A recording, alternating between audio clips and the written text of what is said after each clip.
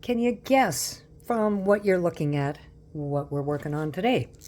I'm actually going to be making some soup tonight, wonton soup, and I have mushrooms that I'm going to throw into that, but I have too many mushrooms, so once again, as rather than let them rot, and that's never fun. They're not, best I know, mushrooms aren't great for freezing. I've never heard of anybody doing it.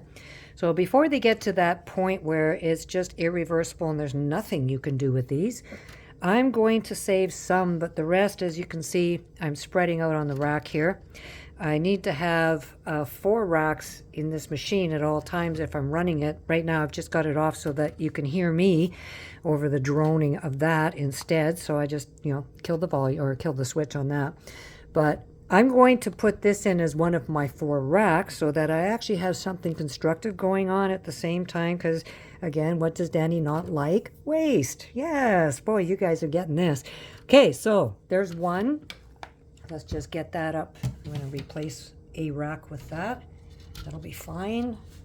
I'm not as organized as I thought I was, but that's okay. At least I'm getting there.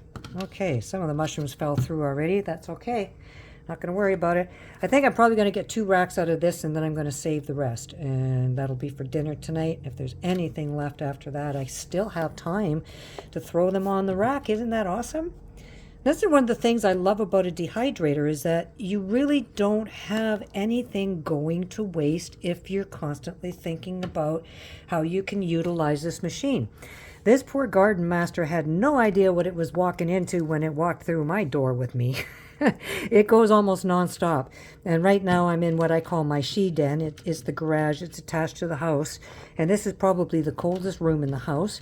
But with this machine going almost all times, it actually does warm up this room quite a bit, to the point that, even though it's late December and we are having a very mild December, I have some plants growing also in the same room that we're in right now. I'm actually stealing some of the lighting from that to help me with this video.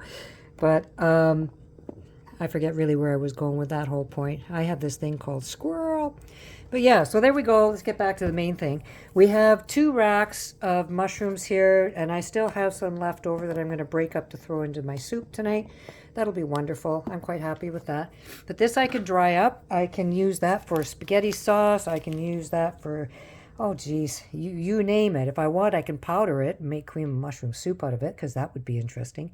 So I'm just going to add it to the project that I'm already on. I'm working on actually finishing up some bacon bits. They're, I believe, on the very top here. Just in case you didn't catch that, you can actually dehydrate bacon. So yeah, that's happening. And because I only have that one shelf happening, again, we're going to utilize some space here. So I'll throw that one on with the other one. And because it's mushrooms and I am just finishing up the bacon, I'm going to turn this down to 135.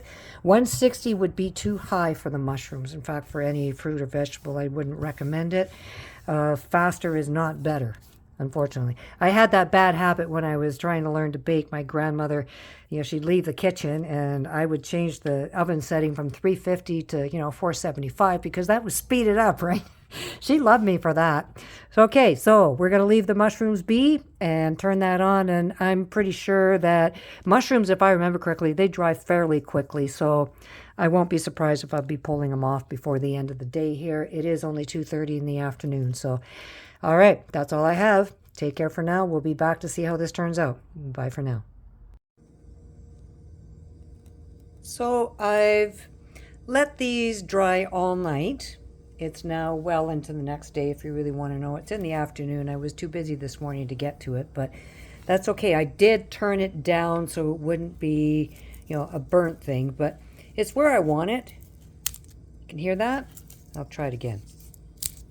There's a snap there. You can hear that. That's what I'm looking for. So what I want to do with this particular batch, I think I did threaten this, that I was going to powder it. And that's what I'm going to do. I'm going to throw all this into a little Vitamix. I had said in another video that magic bullet. I said in another video that my magic bullet was up in storage, but I really meant to say Vitamix. My Vitamix is up in storage and I'm working with my Magic Bullet. And for the quantities that I'm using, the Magic Bullet is fine. Now, if I was going to powder up like 24 racks of mushrooms or tomatoes or anything like that, then I would definitely want to use a good blender, or, my favorite is a Vitamix. But for what we're doing, this is good. I don't have a problem with that. So there we go. 2 racks of mushrooms that would have gone to waste, and that's why we're doing this. And I'm going to even scoop up the little crumbs because I know my work surface is clean. And we're going to put the lid on that. We're going to powder this. And, there's other things you can do. You don't have to powder it if you want. You can vacuum pack it. This is what I did with the previous batch I had done somewhere in the summer, I think it was. I had done this one, and that's just on standby. But this one I want to powder with the idea that if I want to make a cream of mushroom soup, it's my biggest cheat. Or if I want to add it to a gravy or any kind of a soup to give it, say I'm working with an Asian soup of some sort and I want to give it more of a mushroom flavor, I can do that. So anyway, let's get to powdering this so we know what it looks like. And once again, I've underestimated how much space I thought I had, so I'm going to move you closer to where I am. And by the way, guys, I really do have a real gimbal coming. It's on its way. It should be here soon. And a microphone, so we'll have better sound. But this part you don't want to hear, so here we go anyway.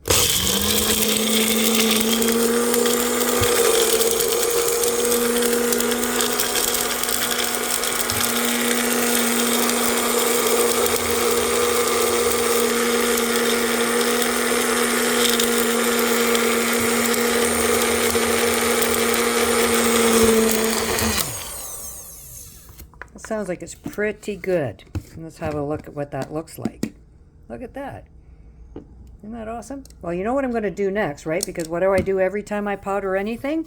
I throw it back on the dryer. And why do we put it back on the dryer? Because, well, there could be some inconsistencies in there that when we powdered it up, it could be 99.9% dry.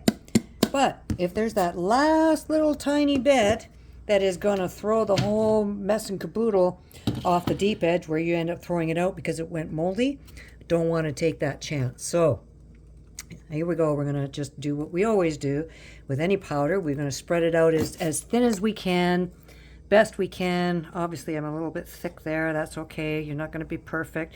If you are perfect, please let me know your secrets, because I could use some lessons in perfection. All right, I wouldn't really want to be perfect. I'm just kidding when I say that. Okay, so we've got a pretty good even spread here. I'm quite happy with that. I'm going to give it a little bit of a bump, even it out without dumping it off the edge.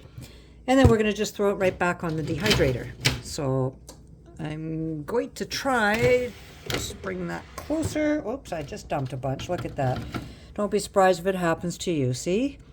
Nobody's perfect. There we go. All right, so that's on there. I'm going to try to recover that last little bit, and we'll throw that back on for a bit. So we shall be back for that last little step.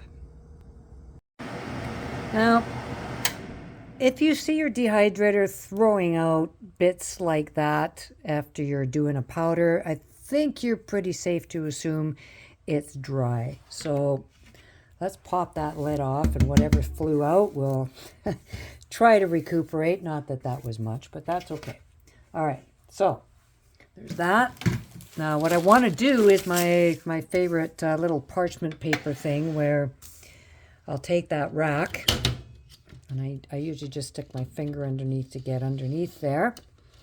And once you've got it, then you can just fold it towards the middle. Here, let me just get in a better view, and dump it down onto your parchment paper.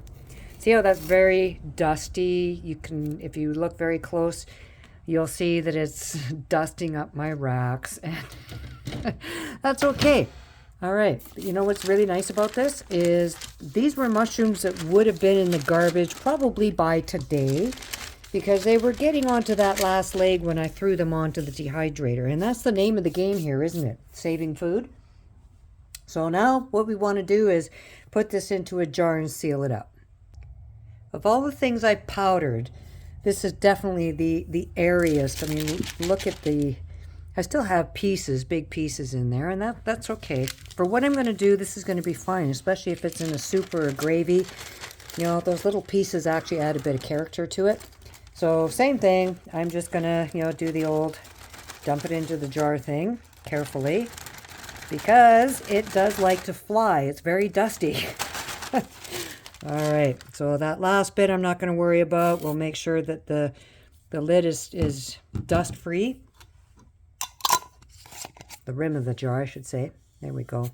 And I am going to throw a packet of desiccant in. It's just I didn't bring it with me right now, and to put you on pause to make you wait for that, I'm not going to do that. So you get the picture. This is mushroom powder. That's one of the things you can do. Or you can just leave it as is and vacuum pack it and save it for, you know, throwing into a spaghetti sauce or whatever you want to do with it. It's up to your imagination.